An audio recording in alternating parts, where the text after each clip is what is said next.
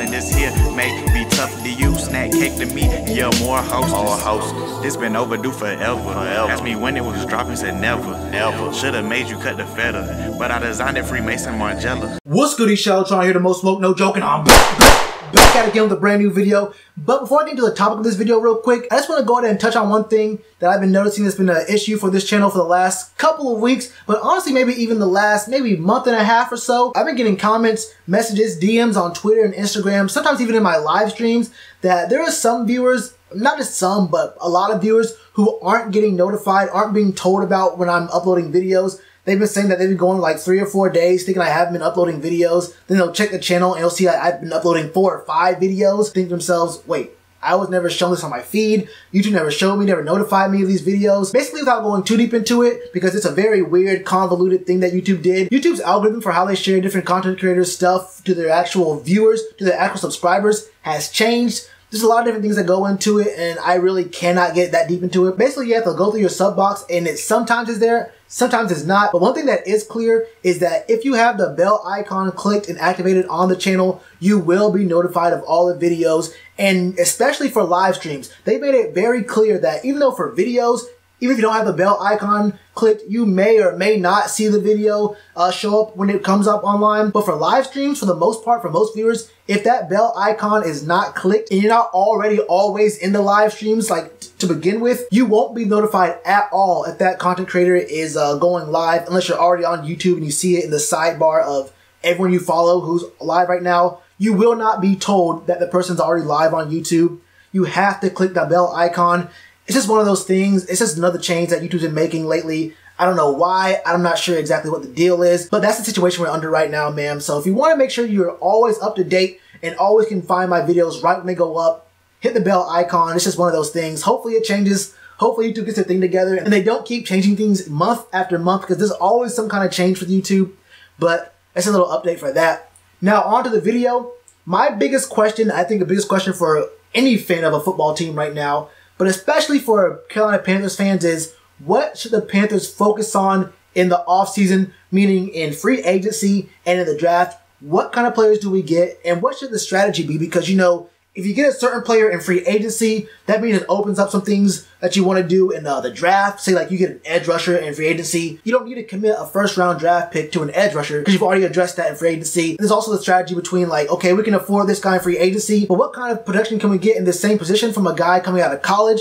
And he'll be on a rookie deal as opposed to, you know, actually paying this guy, you know, $5-6 million a year. And there's other things that go into it. But in this video, I'm going to be talking about what I believe the team should do with the free agency and in the draft. Without giving specific names, I just want to focus on positions and strategy. I don't want to get down into breaking down players and then getting into the contract situation and then like, okay, this guy might get tagged, this guy might get drafted by us, but what if this other team picks him up? And they get too convoluted and that kind of stuff. Like, that comes later. We will definitely get into the specifics of who, the why, the money, and then the draft pick and the draft order, and maybe even getting into should the team possibly trade down or even trade up in the draft, because we will be getting a 3rd round compensatory pick because we got rid of, we didn't get rid of him, but we lost Andrew Norwell. So we'll be talking about that a little bit later as, you know, free agency comes a little bit closer, and especially as the draft comes on. And for a lot of you guys, you may have already seen that Coach Rivera was on ESPN on First Take. I think it was just this past Friday because the NBA All-Star Weekend was in Charlotte. And he mentioned a few things I thought were very, very interesting. He mentioned 2 things. One I kind of agreed with. The other I had not thought about, but it got me thinking. It really got me thinking about, well, you know, that strategy may not have been what I would have thought or expected, but there might be something to it. So I'll go over what he said first, and I'll go over what I think we should do. Now, what he said with his spot on First Take was that he really, really wanted to protect Cam. He said the biggest things he wants to do since he got to the team was protect the quarterback, put weapons around him so he can succeed. And obviously we know that we need a lot of help on the O-line. I've been saying this for months. I said this even right after the draft last year, that this upcoming draft in 2019 is going to be a boring one for Panthers fans because I think we're going to be going O-line heavy and O-line early. I'm still under the mindset that we really might go O-line for the very first 2 picks. But honestly, with us having 2 third-round picks, we might be doing a few other things with the trades and whatnot. There's a lot of opportunity there to make trades up or even down in the draft to pick up more talent. We know what happened last year when we traded down. We got a really, really good, talented tight end. But what he basically said was he really wants to focus on O-line in the 1st and 2nd round. Now that sounds good, and I do agree with it, but I think there may be a little bit of leeway there, you know, if there's some other really good talent that pops up in the 2nd round. I don't see us being too crazy or too stuck in gun-ho on our path that we ignore a great talent maybe at free safety, maybe even a big body receiver, maybe even a really strong linebacker. Don't be surprised if we're keeping tabs on linebackers in the 3rd, maybe even 4th round. But if there's a good linebacker in the 2nd, I would not be too surprised if we didn't go ahead and pick him up.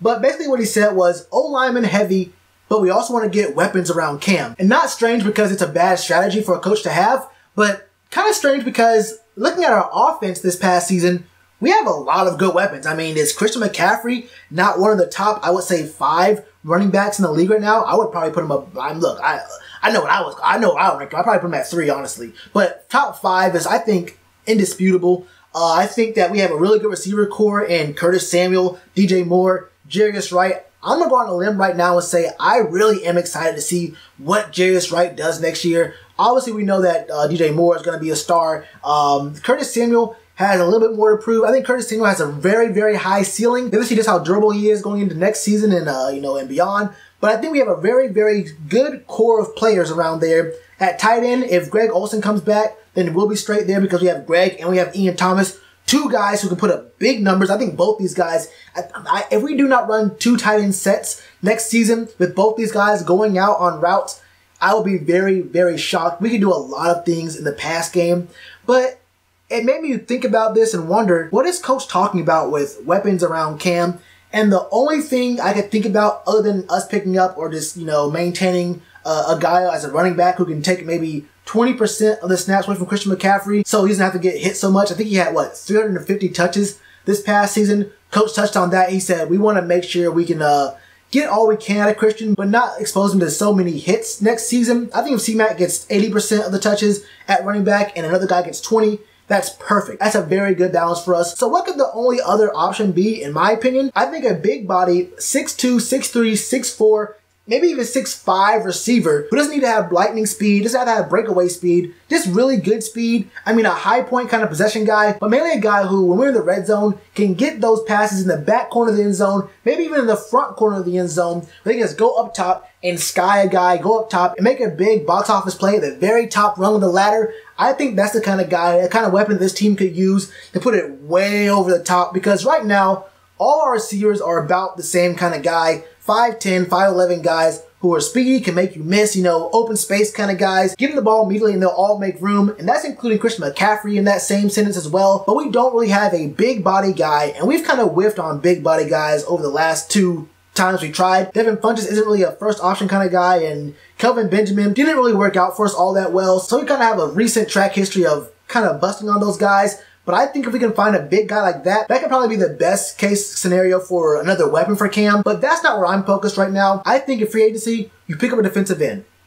Get an edge rusher. Get a guy who's really good. There's a lot of guys who are available right now. Guys who run in the 4-3 or the 3-4 defense that will work really well for us for next season. Guys like DeMarcus Lawrence and Jadeveon Clowney, they might get tagged, so it's kind of hard to really project us picking them up. We have to see how that shapes out when free agency opens up. I think on the 15th of March, we might have enough room in cap space to pick up a corner in the nickel spot.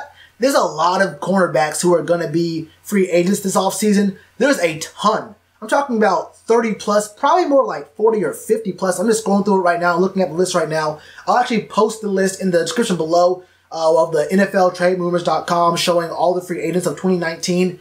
There's a lot of guys here. There's quite a few guys here I think we could really use and pick up here. And I think the numbers are going to really work out for us for cap space. Once we get into free agency and the guys that we aren't going to be signing back, their numbers fall off. But if we can really focus on getting an edge rusher in free agency, we can maybe do a lot more in the draft. Because if you want an edge rusher in the draft, you have to go in that first round. Maybe the second round, but you're really going to have to put a lot of faith in that guy. It's not a guarantee. First round guys still aren't 100% guarantees, but it's a much, much safer bet. And it's a lot easier to scout a guy who's a first round kind of guy than, a second, maybe third round kind of guy. And we're going to need O-line help. I think a big body receiver, you can find those in the third, maybe even the fourth round. Not a DK Metcalf kind of guy, but you can still find big guys in the third, maybe fourth round. There's going to be solid nickel corners in the third, maybe fourth round. I think there's going to be even some really good linebackers available for us second, third round that we can go for. I would probably go edge rusher, try to find a nickel in free agency, go O-line, best player available between O-line and either free safety or corner in the second round. And if we don't pick up an O-lineman in the second round, if you go after a nickel corner or safety in the second, then definitely O-line in the third. And then once we get to the second, third round pick, do we consider trading back, going down to the third round and picking up an extra fourth round pick in the process, and then looking at it like, okay, we can find some pretty solid talent here in the fourth round as well. That's about the kind of area we can really find those kind of, not depth guys, but those just on par guys who we don't need to be stars, but we need to have some solid production out of these guys. Guys who maybe won't win you games, but guys who won't be the reason you lose games either. We don't really need a linebacker, especially if we're going to be going multiple, going between 4-3 and 3-4. We may be seeing Marquise Haynes with a lot more playing time than we saw this past season. I mean, almost any playing time would be a lot more playing time for him. But either way, I think that maybe a linebacker may be in play here. But I mean, other than that, please protect Cam. And if he's not ready, then we're going to have to protect the next man up,